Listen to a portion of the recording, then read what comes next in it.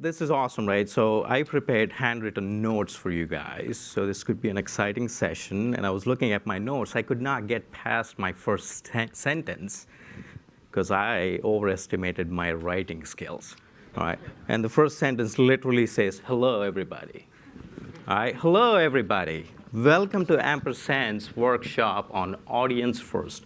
How do you start and end with audience in buying linear TV?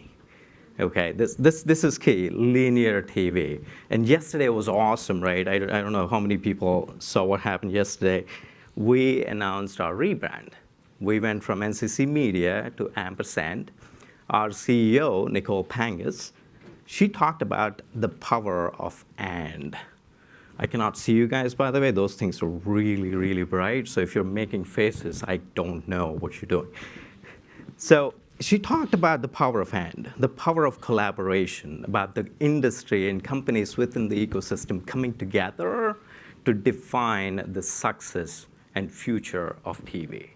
Now that's powerful, right? And we heard great stories yesterday about all the innovation and advancements happening in addressable TV, connected TV, and digital video in general.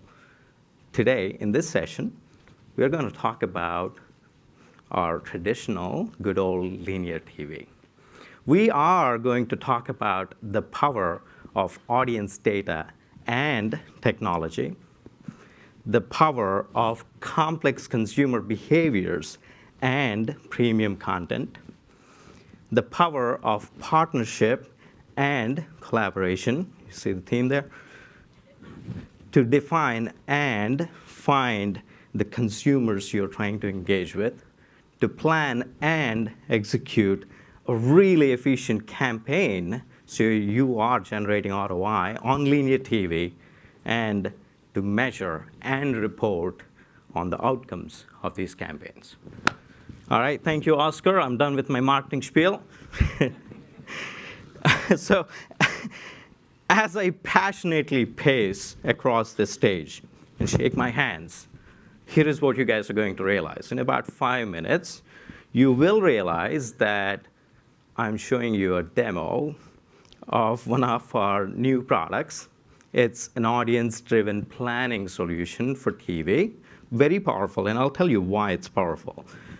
I'll keep it brief, though, right? Yes, it's a marketing spiel, but I'll keep it very brief, and I'll touch on the value that and innovation that we as an industry together are bringing to TV, to linear TV. Good? All right, let's go.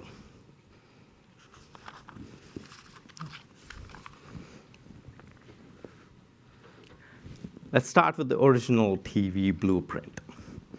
It was a simple world. It was a very simple approach. Most of the consumption was happening on one potentially fixed device. Most of the complex consumer behaviors were measured using smaller samples and consumer surveys. All of those put together, and then there is not a lot of content, right? You know, a few years back, I mean, you're talking about pretty limited networks and programming. It was easy. There was a lot of methodology that went into it. Again, I come from research background, so I know how tough it is to use a sample to project to the total US pop. But it was relatively simple to come up with a network recommendation list based on the combination of these samples and surveys. But something happened, right? A lot has happened. Fragmentation happened. There are far more devices that are used by our consumers today to consume content. Consumer behaviors are very complex and dynamic, right? Once you start layering national and local level planning and execution, it becomes extremely tough, right? And on top of that, there is so much content available, right? It's not just linear live TV anymore. So much content available across several devices that made it extremely tough. But here's the good news. Fragmentation also created opportunities. These devices are pretty high tech. Start with the most traditional set-top boxes, right? If you compare set-top boxes of today to the old set-top boxes that were used to, distribute TV programming, they're pretty high tech. In a very privacy-friendly manner, these set-top boxes can collect household-level TV viewership data, right? That's a very valuable data set. On top of that, we have several tech and data partners who are doing a phenomenal job in collecting complex consumer behaviors. They can paint a very good profile of consumer intent and several other things. So when you start putting these two things together, right, granular, up-to-date viewership data with complex consumer behaviors, now you can create a very powerful data solution. And that is the power of AND, right? That is the power of AND. With a focus on audiences, right? We want to take audiences or bring audiences to TV. So with a focus on audiences, we at Ampersand has created industry's first planning tool that unifies and harmonizes this rich TV viewership data, collected, again, in a very privacy-friendly manner from all these households. Here's what we're doing. If you guys don't know this, Ampersand is a joint venture between Comcast, Charter, and Cox. We are unifying set-top box viewership data across all three MVPDs. And we're doing it at a massive scale. 39 million devices spread across US with a very good distribution across every single DMA. So it can identify those local nuances in TV consumption and align it and tie it back to the consumer behaviors happening locally. And it's true, and it's real time, right? It's the most up-to-date TV viewership data you can ever get your hands on. And imagine tying that with customer-first and third-party data from our data partners. Now that is a very powerful solution. That brings audiences to linear TV. And by the way, that is also where TV meets digital. That's what we set out to do, right? We had access to these really unique data assets and again, the innovations and advancements that are happening in the space. We said, what can we do by combining these two together? We can create a very powerful tool that uses the power of most relevant and up-to-date data set to help you, again, define and find your audiences wherever they are. And you can start executing an audience-driven linear campaign at a local market and a DMA level, right? You never had that scale. You never had enough samples from our traditional measurement to go down to that level of accuracy and granularity. And because these are household-level data sets, we can tie them back to outcomes. We can measure on the back end of your campaign whether your campaign in linear TV is working for you, and whether it's generating the results that you wanted to or you set out to generate, right? That's pretty cool. So here is a glimpse at the first planning tool. And the scale is key, guys. I mean, I come from research, and as I said, I mean, I spent a ton of time in research. I built our first planning tool back in 2008, and I built a DMP in 2011. And most recently at Siemens, I tried to understand consumer behaviors at a local market level. These are not easy to do in a traditional setting, right? The sample size just won't support it. And for the first time, when I came to Ampersand and I saw this data and what Ampersand is trying to do, that got me super excited. Now the dream is true, right? Using audiences to drive linear TV at national and local market level is real. All right, I want to take you through, as I promised, a very brief demo of our platform. Oh, hold on, 1 second. I forgot about this, right? The key thing here is scale, right? And at Ampersand, when we say scale, we mean it. We really mean it. 45 out of 50 states, 169 DMAs, 39 million set-top boxes helping us collect data in a privacy-friendly way and use that data to help with planning. And that's just the data that's coming in. From an execution standpoint, we can reach over 89 million households in the US. That is scale. All right, so if we can jump to the demo real quick. I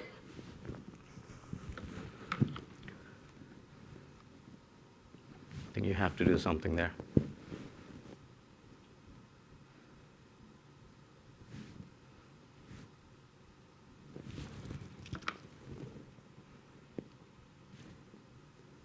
There you go. So we started with audiences, right? So what you're seeing here is the ability to select different types of industries. I think you need to hit play.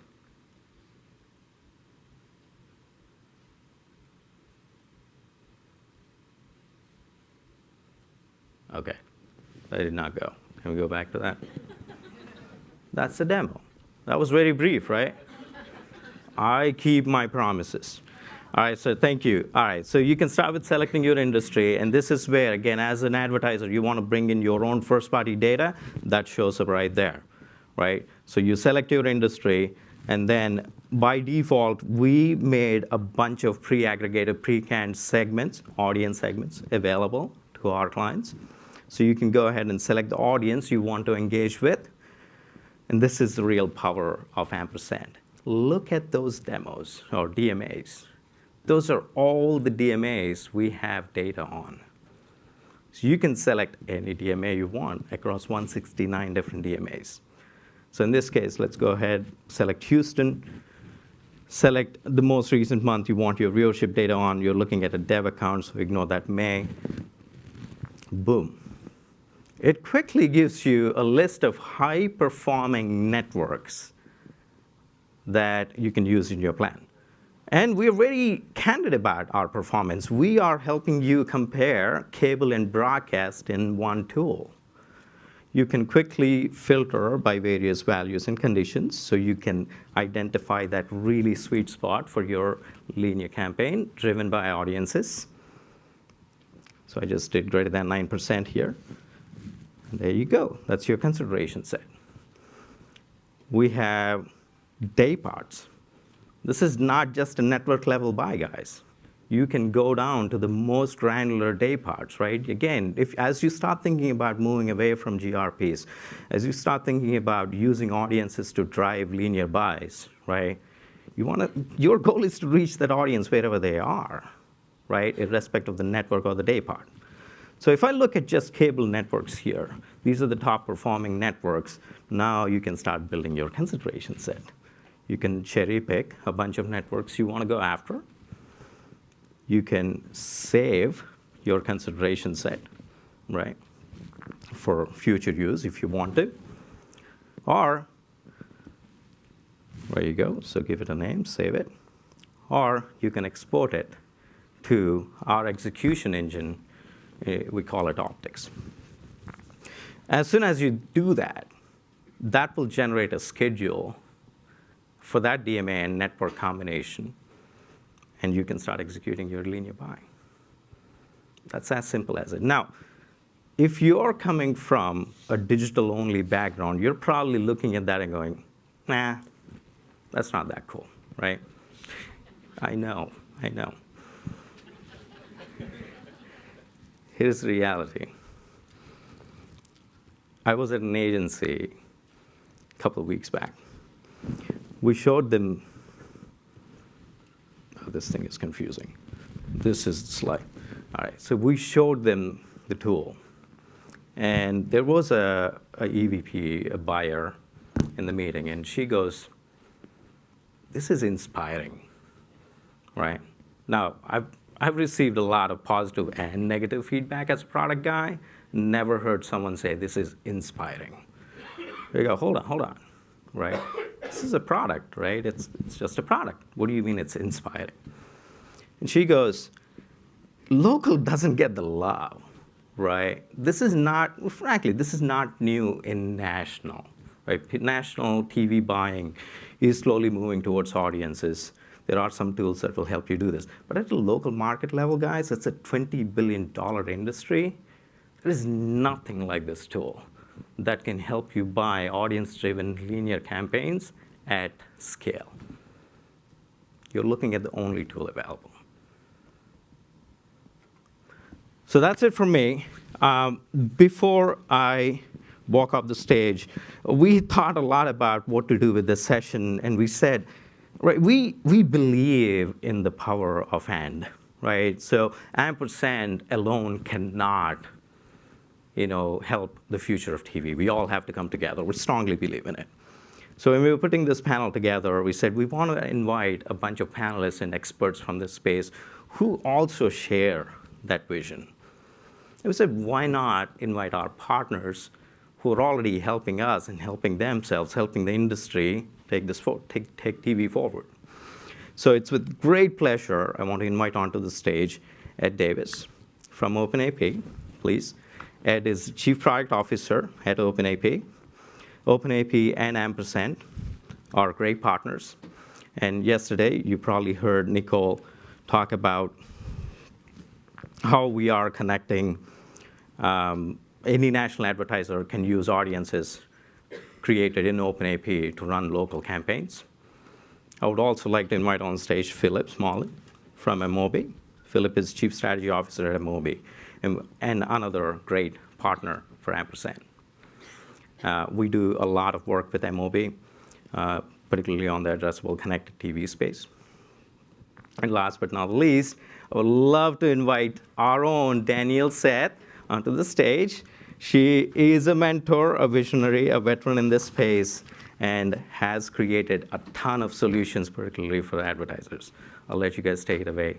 Thank you. So, hang on. I'm actually going to throw you off for a moment, because as one product guy to another product guy, I just want to say I do appreciate everything that you're talking about, because what a lot of people don't realize often is it's the data underneath the covers. You look at a user interface and you kind of get excited about a user interface, but the real thing to get excited about is the data. Yep. So good job. Yeah, good job. Well, thank you guys for joining us on the panel today. I think that Kalyan did a really great job of setting the stage of what we're here to talk about. We heard yesterday a lot about the speed at which TV is evolving, that we've waited and we feel like this is the year. I know that we say that a lot at these types of events every year, but it really does feel like with the technological advances, the data advances, and now the real true appetite for collaboration, that we're really gaining momentum to see change. And with that, for linear TV, the real change is this audience-first approach, taking the best of digital, applying it to TV. I think strategically, everyone gets it, and the devil's in the details, and the executions, and the implementations. And so we thank you for being here. You're great partners. So let's get started. I think the first question will start really simply with, what is audience-driven linear TV or audience-based linear TV? How do you define that? Do you see tactics within that, that description of TV? Yeah, we think about it as advanced advertising, and it really breaks along two lines for us. Data-driven linear and addressable. Both of these approaches to advanced advertising create an audience target and use that audience target to schedule, flight, deliver advertisements. The data-driven linear uses data science to predict where viewers are going to be. in a linear environment, and the addressable is using explicit data to match either to a household or to a particular viewer in certain environments to deliver an ad that way. I mean, what's interesting to note is that these two approaches are both sold with guarantees, at least through the publishers that we work with. So, yeah, I think what I would add on to that is you've got kind of the whole discussion you could have around the technology and around the data, but at its core, the objective, at the end of the day, for any marketer, is storytelling.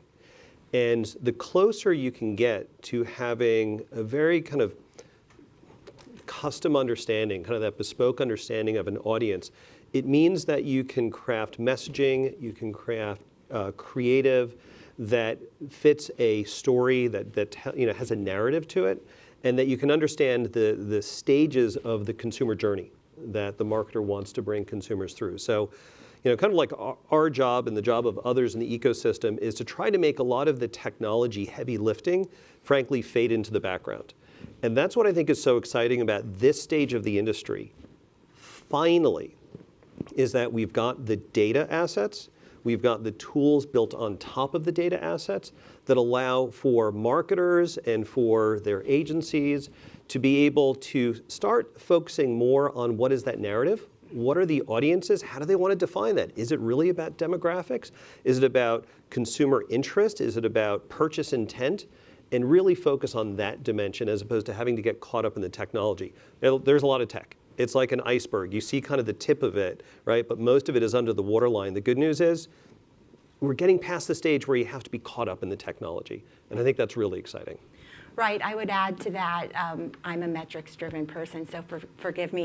It's about combining that storytelling within the outcomes that you want to see. And so that then brings us to, before you decide on which TV tactic to implement, when you think about audience-driven TV advertising, you have to think about those two things and then get started. So with that, it starts with the audience definition. How are buyers, brands defining their audiences today? Specifically, Ed, we know you're doing a lot of work in that space with the programmers. How are they empowering brands and buyers to buy audiences? Can you speak to that, please? sure. I mean, our approach to how an audience is defined is pretty open.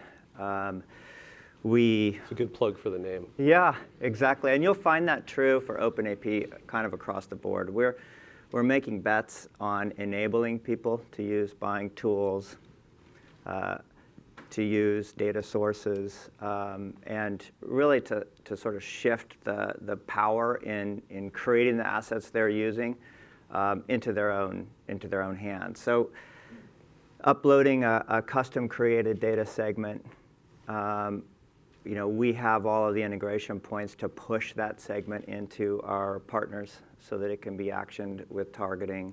We also provide a lot of off-the-shelf data segments, data definitions. You can build audiences using a wide range of Nielsen data sets, ComScore data sets, Experian, Polk. I mean, we really are kind of open and in many ways agnostic to how that initial audience is created. For us, it's really about how that audience gets translated for use into the various distribution points and for eventual measurement. Our goal really is not to sort of isolate one sort of bright path through this whole process, but to kind of take a step back, let a marketer define who they want to reach. And then it's our job to do the heavy lifting in the background with the tech to express that audience in whatever fashion it has to be expressed in order to be able to be used for targeting in a particular environment. And I couldn't agree more with what Philip said about the creative. We tend to focus so much on an ad being delivered to a particular viewer, but marketers frequently want to talk to a lot of people. They just don't want to say exactly the same thing to everybody all the time. And I think that's the other sort of dimension to this advanced advertising, that now that we have a lot of the tech in place, we're going to start to see these pieces on the chessboard be much more familiar to marketers and agencies. And I think we'll start to see a lot more use of them for creative purposes, not just explicit ad unit delivery. Right, right. Yeah, it's interesting in the U.S. market, which, by the way, I think, everyone here is kind of North American, U.S. based, I think. So in the U.S. market, at least, there is a wealth of data, right? So most brands are very good about capturing kind of all their digital touch points, who goes to your sites, who's using your apps, onboarding your CRM, so you know who your customers are, you can find them online. And then you've got this rich third-party data ecosystem, kind of the Oracle data clouds of the world, or Cubics and others. And so there's a lot of data to choose from. And so part of what we do in providing kind of the ad tech tools to agencies and brands is to help them figure out, well, which data should they be using in order to understand that audience? How do they want to define an audience? Is it that if you're an automotive brand, you want to target your pickup truck customers? Or what data should you be using to understand pickup truck intenders? And maybe it's actually not even people who are known to be intenders, but that who could be. Right? And there's some degree of reaching them earlier in the consumer journey to change their thinking. The point of all that is, it's in its finest form, it is a very tailored question, right? It's about using what is the right data for that brand, for that campaign, and enabling the broadcasters and digital first publishers, enabling the sell side to be able to sell media the way that that marketer wants and needs to buy it. And that, at the end of the day, is the objective. So it's enabling that marketer to be able to define what is premium for them. Right. And that's not always going to be the same. And if you do that effectively, then it just becomes a pricing discussion. Right. So right. what is that audience? What is that media worth? Well, and Philip, we talked about this earlier. How do you decide then the tactics that you're using to find those audiences? And are there tools in place to help buyers? I know at Ampersand, we get into these conversations with brands and agencies, not just about how they define audiences, but then if you're using a broader reach approach, buying a market using Kalyan's new audience-based TV planning tool. Super cool new Super cool by market, or if you're deciding to deploy addressable, or if you're taking it even higher level and saying, you know what, it's even broader reach, I want to buy on a demo, full footprint. What are the tools in place once you define that audience to make that decision?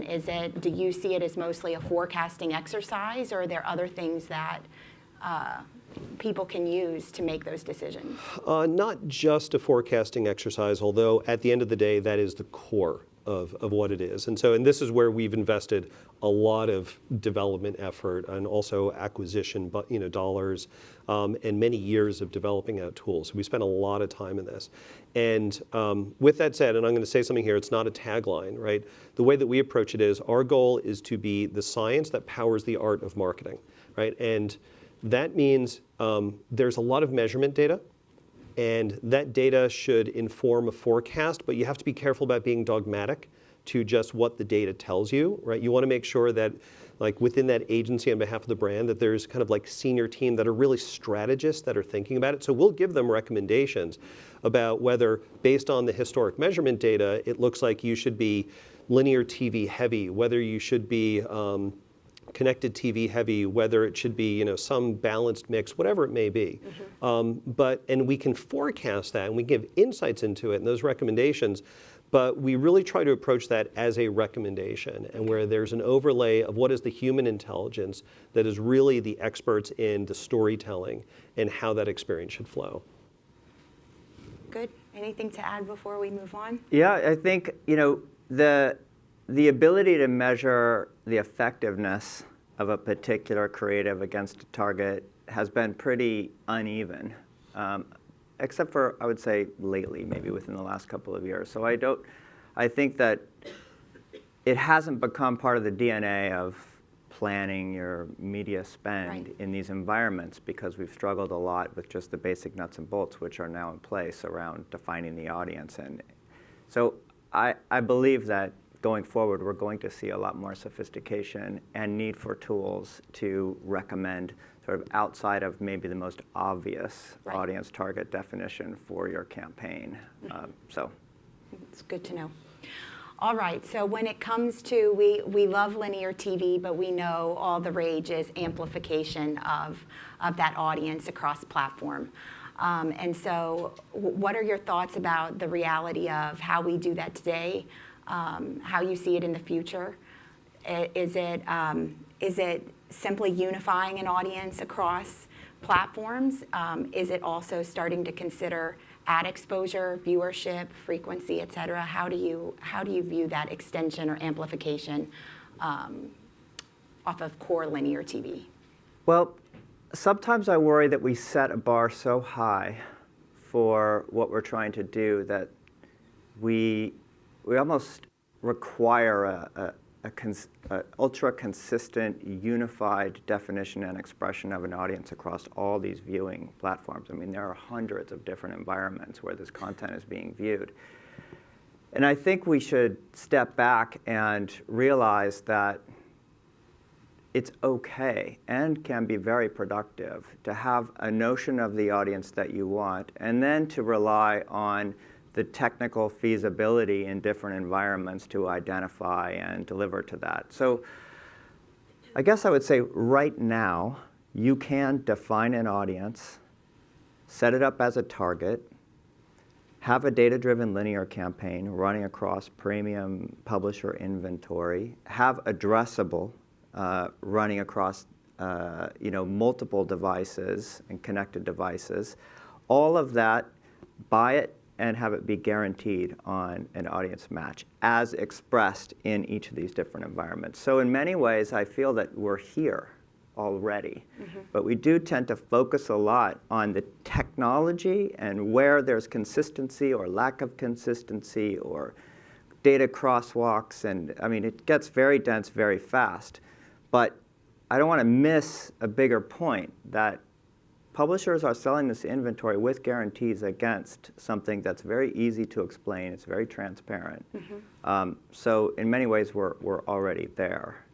I think the one area where there's a lot of work to be done is this idea of deduplication between all the different environments. And to be fair, that is an environment where a lot of people are focusing a lot on, but it requires a lot of the collaboration we've been talking about at this whole conference, data sharing, and so. Yeah, I would just add on, I completely agree. I mean, the tools, the technology is actually more robust and available over literally this, we're talking about the last number of months, like a couple of quarters as opposed to a couple of years. But the ability to use digital data, define an audience, be able to understand that audience across different mediums that use different measurement methodologies, because you don't necessarily have that user level data when you're talking about households. And then when you're talking about like broadcast linear, you have to get a translation, you have to get a fusion to a panel basis understanding. And so you have to translate, and the technology takes care of that. I think one of the things that's probably the bigger barrier than the technology these days is the organizations and the operations themselves within many of the agencies. And that's not intended to be a criticism. It's just an observation of the state of evolution within our industry.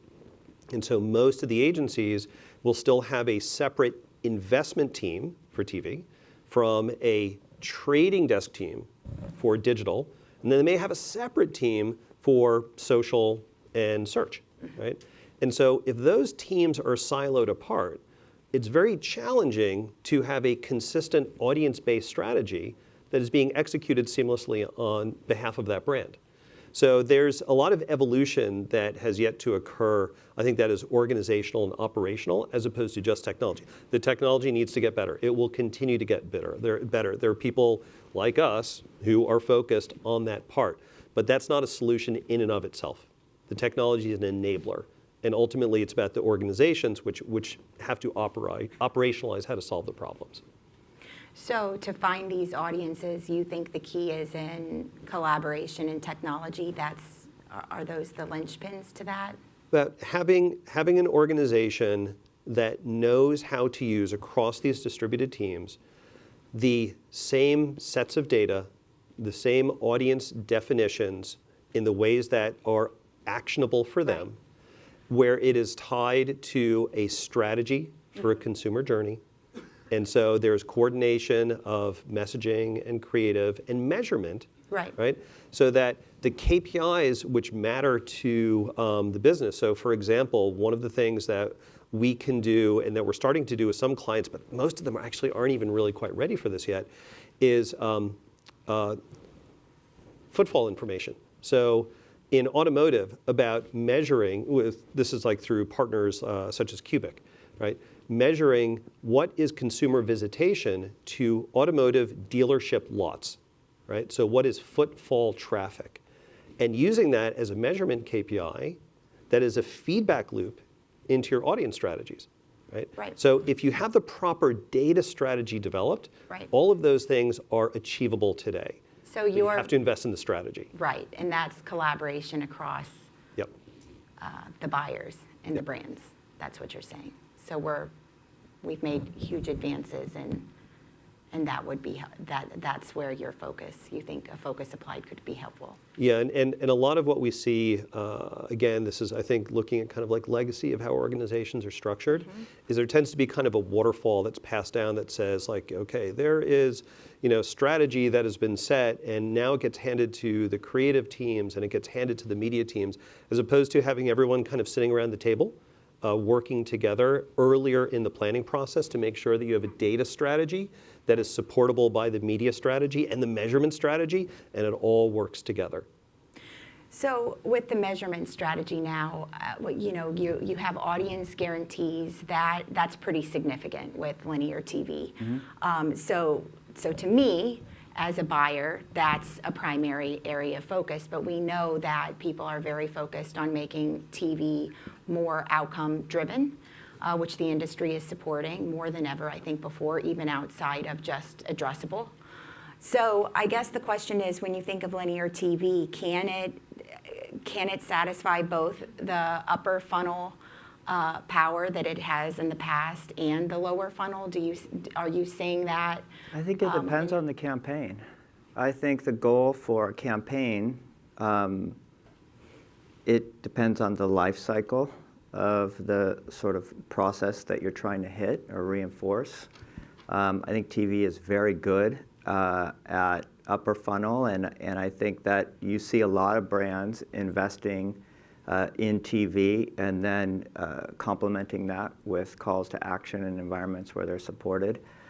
I feel there's no perfect structure for a campaign. It really depends on the creative, the audience you're after, and what you're trying to accomplish. I think you should be thinking about each of these environments as a part of a thoughtful sort of rollout of your messaging. So I think it can be a very good call to action under the right circumstances medium. I think it can be very good at awareness and consideration under the right circumstances. I just think you have to be able to understand the right creative with the right audience at the right time in the funnel, and you have to have the feedback loop that's immediate enough that you can react to what you're seeing and adjust as necessary. And I guess the third component of that is then audience incrementality. So you have audience guarantees. You've delivered an audience. You know the outcome for that audience, whether it be brand health or sales.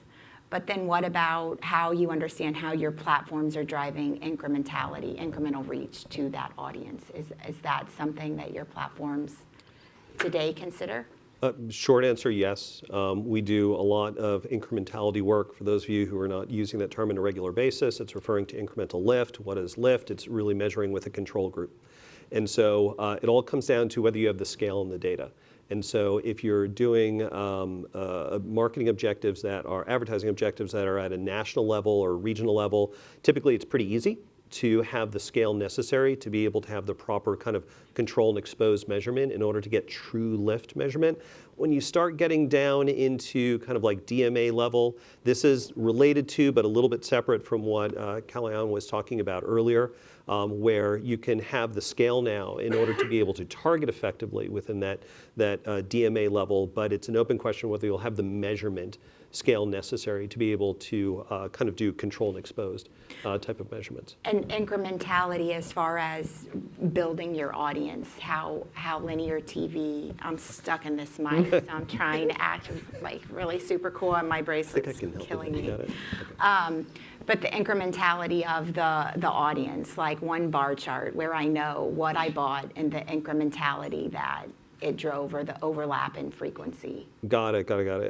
Yeah, it's funny because we actually get asked for both, right? And so Of one course. is like, give me the ROI, and I want to Of course. understand ROI from an incremental lift perspective. But the other is about, and use the word earlier, amplification, right? Any medium that you look at is going to have gaps in the audience coverage. So you have a strategic audience target. And so being able to use that measurement data to understand where are the gaps, how do you fill the gaps, where do you have overlap, where do you have overlap you don't want, Right. and you can dial back on to create efficiency, and where do you have insufficient overlap? You've got overlap, but you're not getting enough of it, right, based on your models about how much exposure you should have. So definitely that's increasing in usage, but it does tie a little bit back to what we were saying earlier about having within at least the agencies these different investment teams for TV from the trading desk teams, because they're the ones who are generating the gaps and the overlap. Yep. So if they're not working off the same data, they're not going to solve the problem. I've heard you. Collaboration all around. I'm getting kind of tired of people thinking things are technology problems, when oftentimes they're I not. hear you. You know? Yeah. Well, I think it definitely feels like what feels different this year versus previous times in my work in this space is this prevailing notion of people, these companies wanting to invest in creating kind of a new field for us to compete in.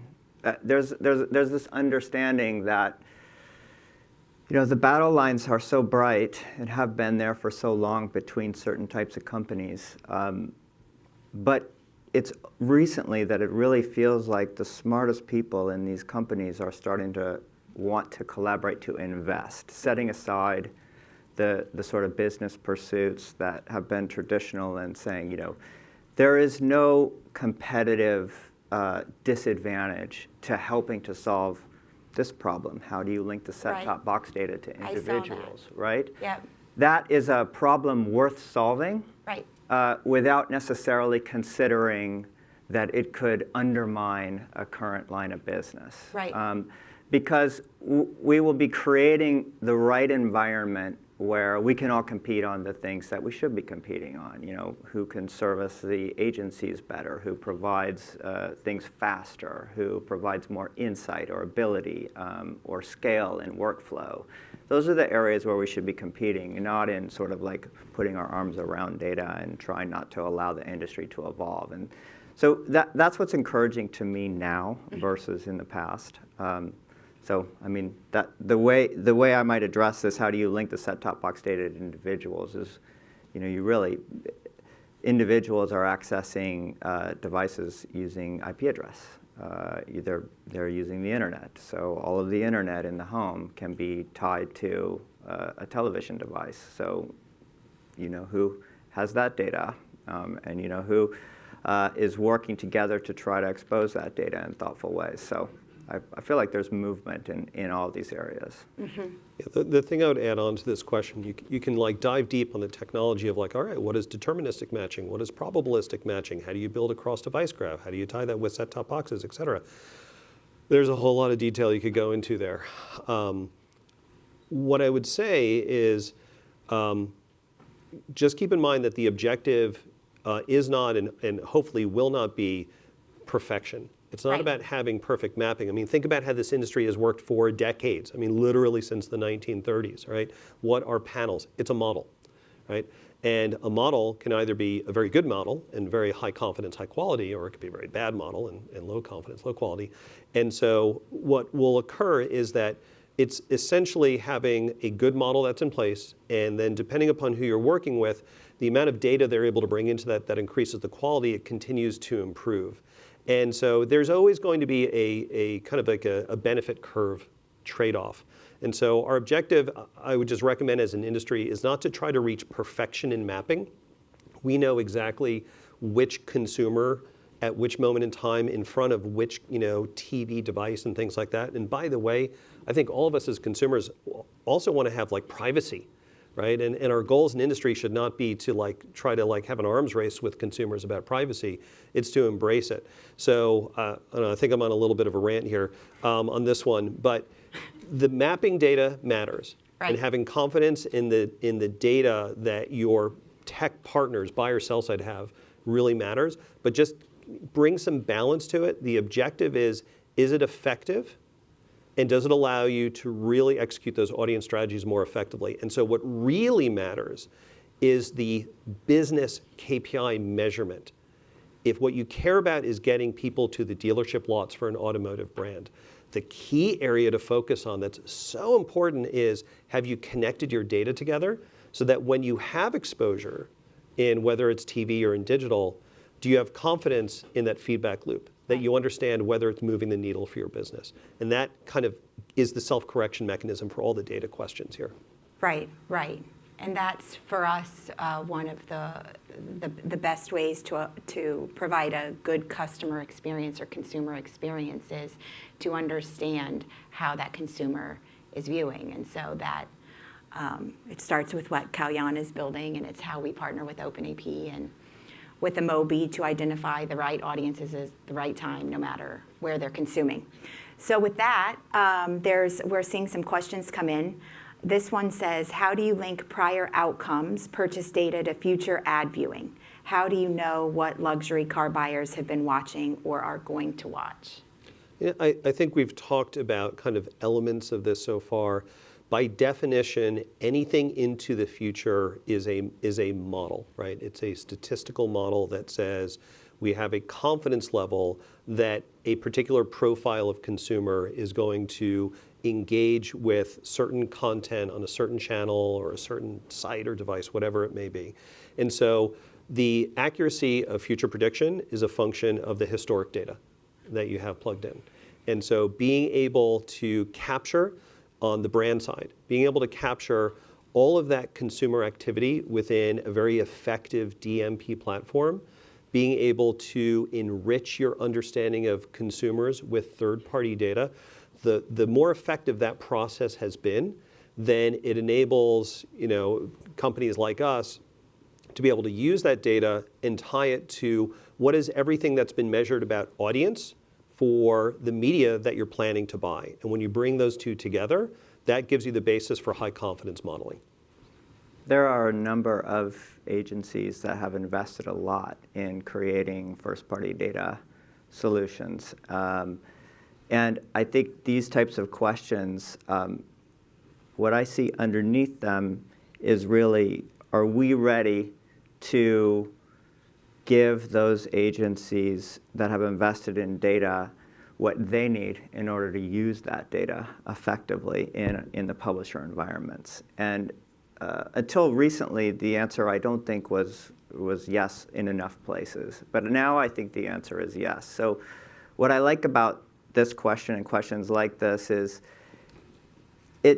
I think we're getting to the place where everybody gets to do their job, the very hard job they have.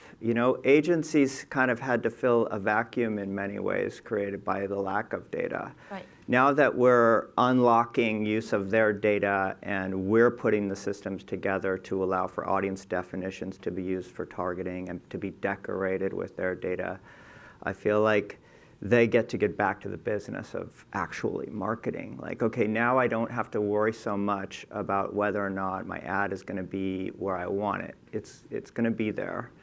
Now, what do I want to say? And I think that's a great place for us to be getting back to as an industry. In digital, in some of these other environments, the social environments, you can't really say the first part of what I just said. You can't really say, now that I know my ad is going to be seen by my desired audience. Right. That's actually not a given there, right? In our environment, largely it is. So.